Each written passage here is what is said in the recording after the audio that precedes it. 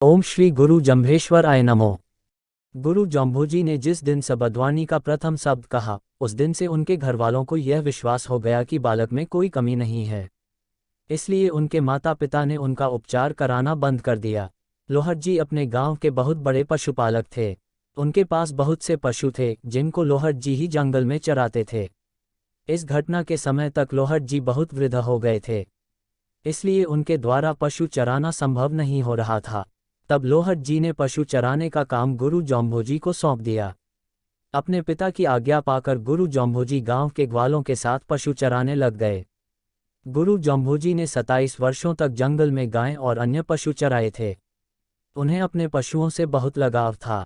पशु भी उनसे बहुत प्रेम करते थे। वे रेत के टीले संभराथल पर बैठकर योग विद्या से पशु चराते थे।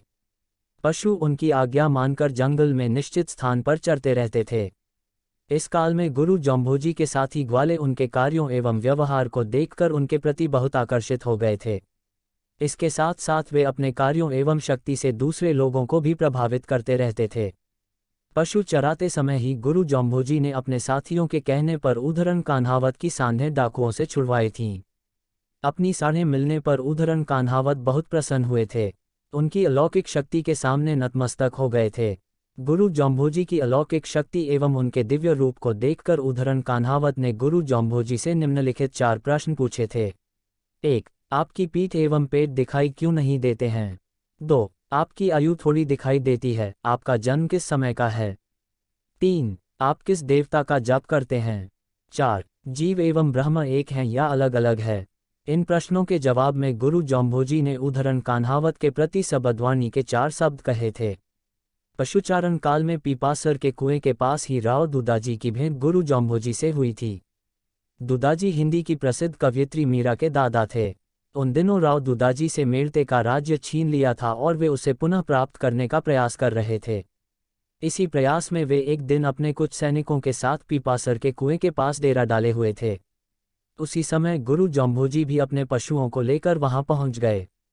गुरु जम्भोजी अपने जिन पशुओं को और जितने पशुओं को पानी पीने की आज्ञा देते, उतने ही पशु खेती में पानी पीने पहुंचते और शेष अपने स्थान पर खड़े रहते। इस दृश्य को देखकर राव दुदाजी को बड़ा अचंभा हुआ। उन्हें उनकी शक्ति पर पूर्ण विश्वास हो गया। तब राव गुरु जम्भोजी से मेड़ते प्राप्ति की प्रार्थना की। राव दूदा की प्रार्थना पर जम्भोजी ने उन्हें एक काटमूट की तलवार दी और मेड़ते प्राप्ति का आशीर्वाद दिया। इसी आशीर्वाद से राव दुदाजी अपने खोए हुए राज्य को पुनः प्राप्त करने में सफल हो गए। ये घटना संवत 1519 की मानी जाती है। तब गुरु जम्भोजी की आयु 11 वर्ष की थी। इस घटना का वर्णन जाम्भानी साहित्य के अनेक कवियों ने किया है। जोधपुर के राव जोधाजी और उनके पुत्र बीकाजी का भी गुरु जम्भोजी से संबंध था। जोधपुर के राव जोधाजी को तो उन्होंने संवत 1526 में बैरीसाल नगाड़े भी दिए थे।